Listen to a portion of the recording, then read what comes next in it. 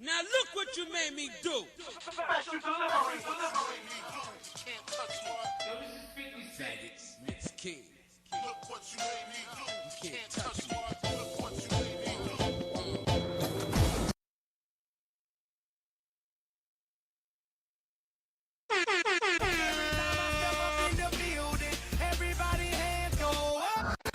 The Afternoon Drive, Monday to Friday from 3 to 6 p.m. Central African Time. The drive to come here, seek opportunity. The drive, the afternoon drive. That makes sense. Yes. 5, 4, 3, 2, 1. We have ignition. Strap in. You're about to listen to the hottest sounds. It's the hottest mixtape in the world, and you've got it.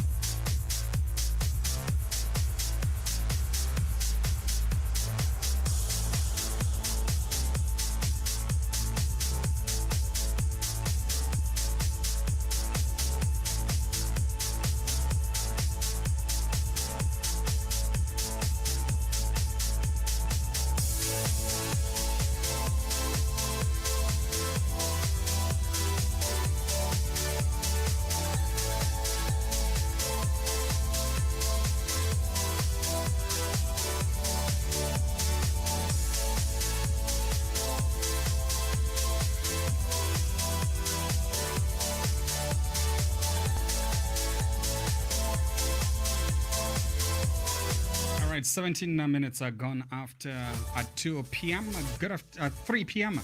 Good afternoon. Welcome to the drive. The name is Wildfire DJ. All right, hanging out with you until the hour of 6 on a Friday. Thank God it's Friday. Hoping you are having an awesome and amazing Friday. At the same time, keeping safe and obviously protecting yourselves. Right, today being the 20th of March 2020, we continue on the fourth conversation with Dr. Chamba on the role of radio in building bridges using Corona case study. And Dr. Chamba joins me this afternoon. Doc, good afternoon. Good afternoon, my dear brother. Good afternoon, listeners.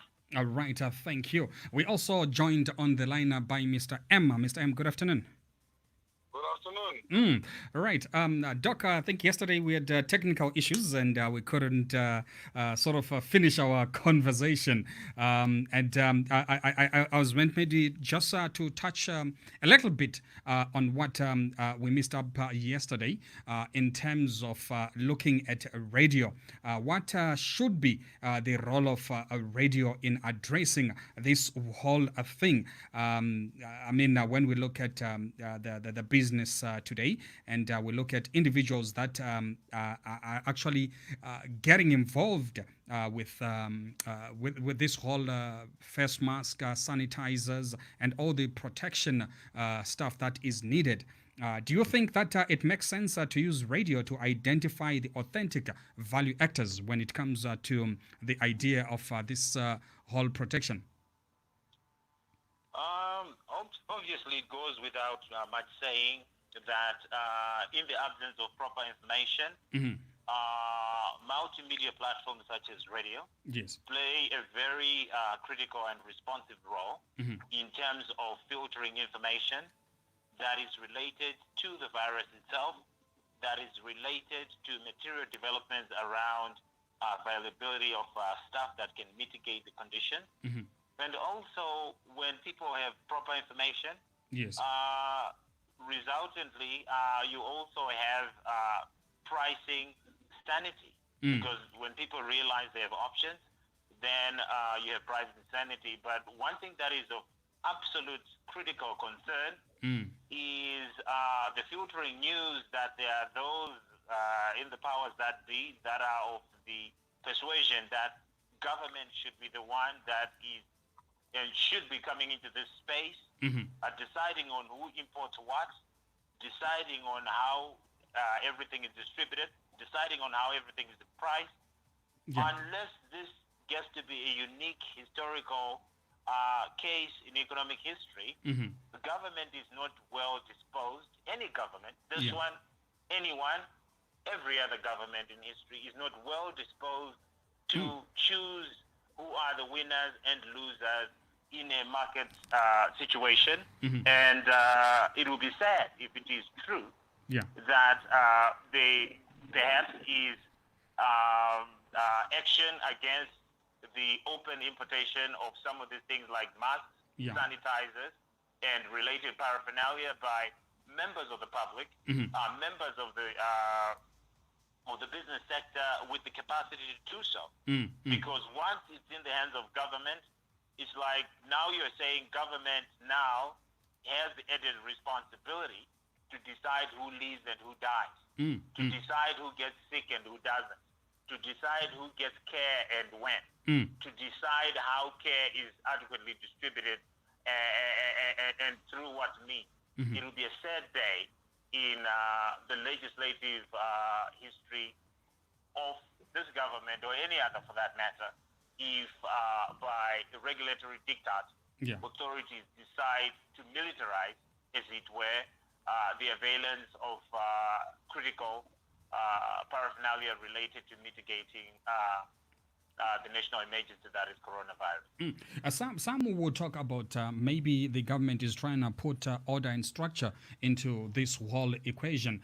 Do you think there is order and structure in the supply side?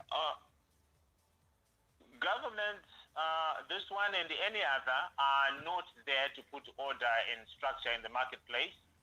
I think in any situation where there is not a lot of equality of information, arbitrage information has people profiteer, but then by market forces, that is critically also put to check as those with the right product, as those with the right pricing, find their expression. And thanks to radio, thanks to other forms of information, that word quickly and always filters out. But if government is having problems dealing with those other things that they are best supposed to do, such as providing quality education, such as securing borders, such as making sure that all those larger things of the regulatory framework that you would see and traditionally think of as the role of government. If they are having problems delivering water, water, which is a basic human right, if they're having problems delivering shelter, shelter, which is a basic human right, if they're having problems delivering accessible, acceptable, and affordable quality primary health care, which is a human right, what now makes it possible that at this time, on this 11th hour, the same statutory framework can indeed introduce order? Right. And when you look at what you've alluded to, Doc, Who do you think should be responsible for putting order and structure in the value chain? I would say government plays a very critical role in putting out information, a critical role in disseminating information and even pricing advisory, a critical role in perhaps putting out licensing regimes to anybody and anyone who is of the enterprise capacity to be able to import. Yes. Then I think that works best. But if it takes away the right and the latitude of private players to partake in this opportunity, it's more than an opportunity to responsibly be of progressive mitigation to that which government is also settled with, which means doing all that it can by the means that it has, then it will be a sad day. Right. And also, we also have Mr. M on the line. Mr. M? Hello, Dr. Champa has given a correct assessment of what the issues are and what the role of government is and ought to be, and what the role of the citizens ought to be when you look at this thing. Yeah. We need to be able to go beyond the usual, because there is a national debate Yes. as to whether the corona issue is a national emergency, and if it is, what is the role of government in emergency situations? Yes. What is the role of the private sector? And who is government anyway? Yeah. And as you asked an earlier question, which Dr. Chapa correctly answered, radio is one avenue of contesting this idea. Because there are some in government Yes. who may see this pandemic as an opportunity to monetize their own private coffers using the national budget.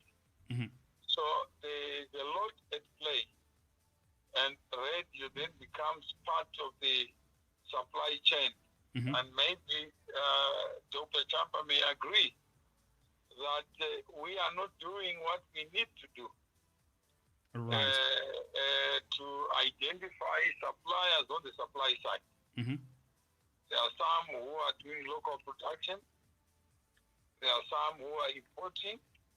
But when the product is sold in the marketplace, it's very difficult to decide which one is the better one when they all are the same specification. Yes. Today, there are people who now know about FFP2, FFP1, and 3-ply. Yesterday, they didn't know anything about that. So we are introducing new vocabulary, new terms, and new ideas. And when we do so, then it allows us a chance to have a broader discussion. I don't know whether Dr. Chamba agrees with that.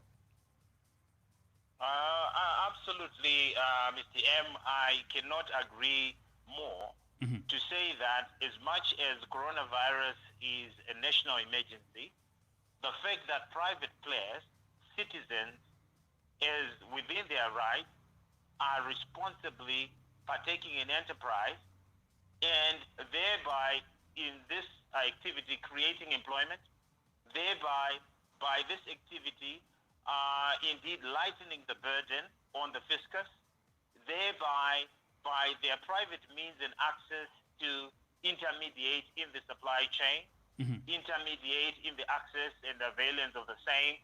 They are doing that which any government would find very, very difficult. Remember, we are still waiting on this government to provide toilets to a lot of people.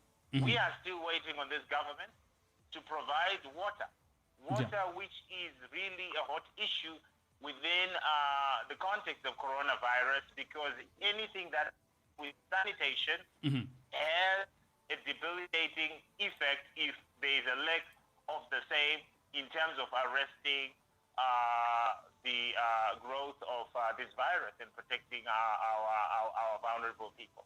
So I really would have no problem in terms of government making sure that they do those things that they are very good at, making sure that toilets are available to everybody, making sure that clean water, tape water, potable water, sewer systems are available to everybody, making sure that livable conditions for shelter are available to our people, making sure that health at the primary level is accessible to the people. Right. And if it has to jump to face masks, what are they masking? If they have to jump to sanitizers, what reputation are they trying to sanitize?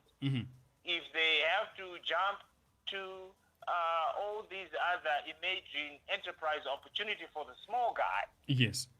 they are actually muscling out the small guy. The small guy who is taking the enterprise space responsibly in terms of making available these goods to the people, and radio and other media platforms taking their responsible role in terms of making sure that there's equality of information. Yeah. The market always is redeemed in the end.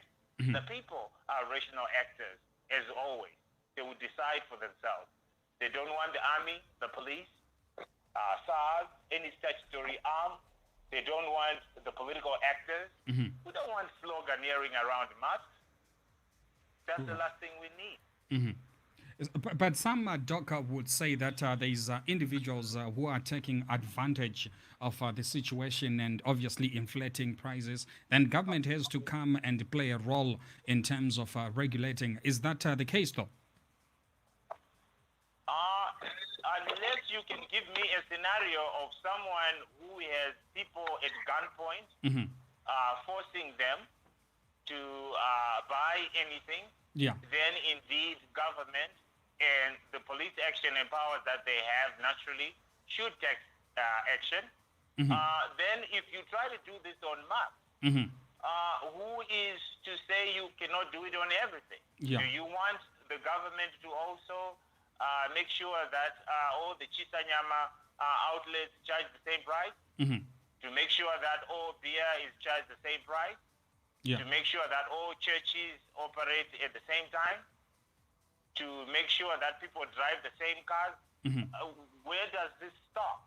This invasive over-reliance on public institutional frameworks of law and order and statutory setup is somehow correct, apt, and indeed fair habitat of our way of life. Are we in North Korea? Are we in Cuba? A very interesting assessment there. Right, Mr. M, back to you. There's a whole lot of players, Mr. M. I think you've also had experiences of individuals that claim to have product when they don't. Do you think this is a time to use media to actually start verifying legitimate players or role players in this value chain?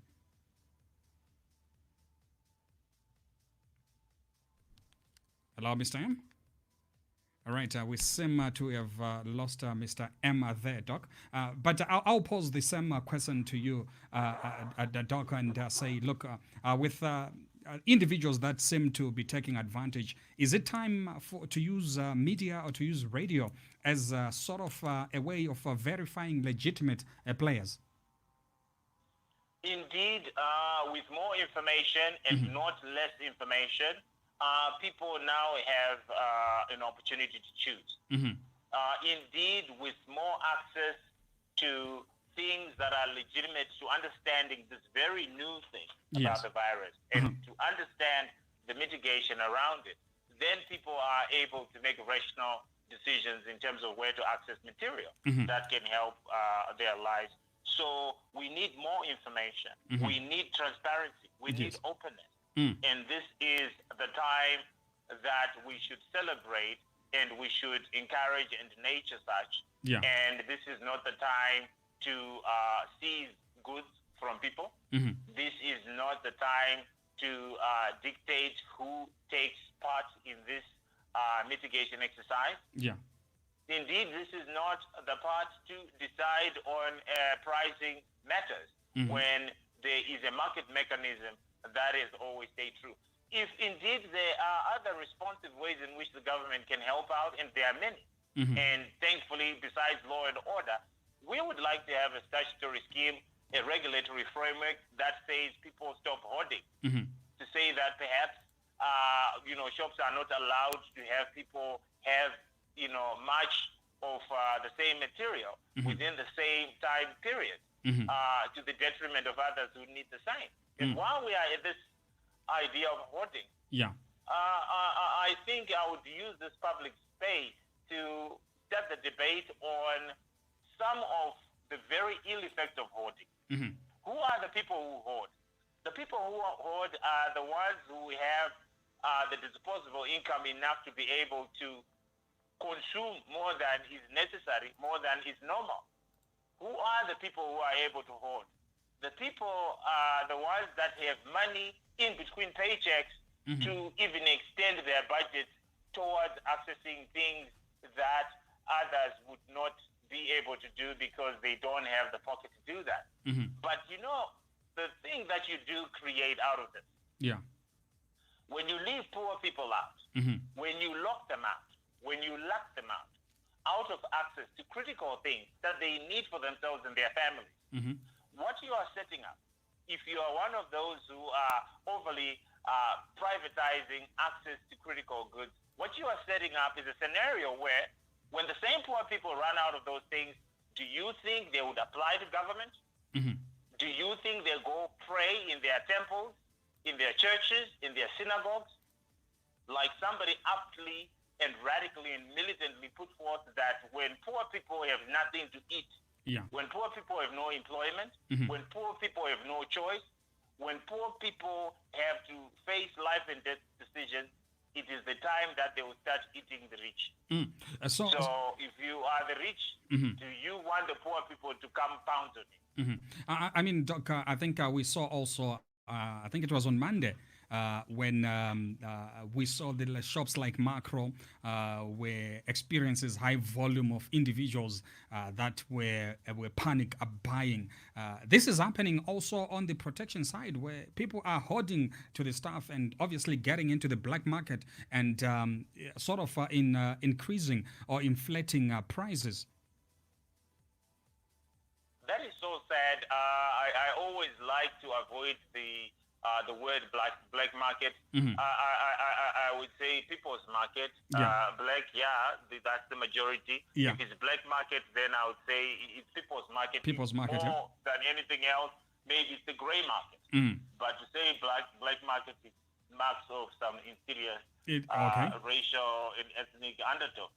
But anyway, be that it may, I think these are some of the areas in which responsive government can step in and start profiteering. Because I haven't seen people who are in combis, just being one of 14 in a combi, being able to bring in 100 kilos of extra goodies.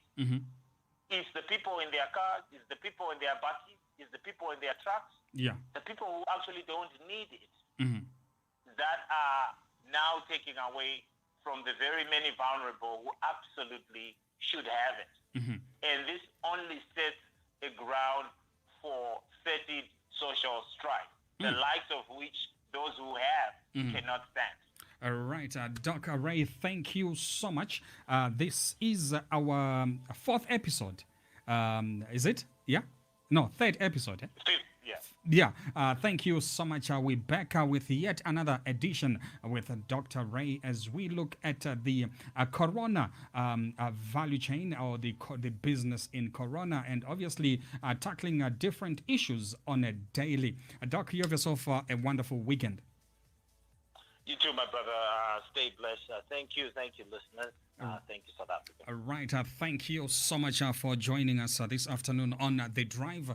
It's 15:37, and still to come on your drive, we'll be joined by Mushana Murefu at 5 p.m. Central African time as we continue conversations in the business of Corona.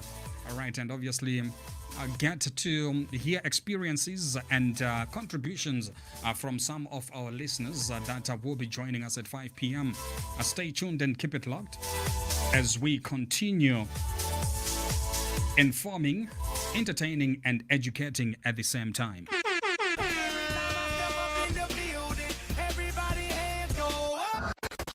Afternoon Drive, Monday to Friday from 3 to 6 p.m. Central African Time. Drive, the drive to come here, seek opportunity. The drive, the afternoon drive. Gotta make Every time I need you. Facebook, Twitter, Instagram, YouTube. Add us to your network. Don't stop, don't break it. Right, looking at your latest update regarding the coronavirus, it's gone up to 202 cases. Right, earlier on, the Minister of Police, that's Bheki Cele, say that spotters will be sent out to all pubs, restaurants, taverns, and bars starting tonight. Don't stop, don't break it. Right, says there are 19,991 taverns around the country. I guess those are registered ones. So I guess there will be 19,991 spotters. And then there's 2,951 clubs. So you add that to the 19,000. So that's how much personnel will be out there looking for those that are not following the rules which have been put in place. Don't stop, don't break it. Restaurants have been ordered, restaurants and bars actually have been ordered to stop serving alcohol from 6 p.m. until 9 in the following morning. That's Monday to Friday. And then weekends, that's your Saturday and Sunday. Starts at 1 p.m. The only place you can enjoy your beverages is at your father's house. Interesting, right? Don't stop, don't break it.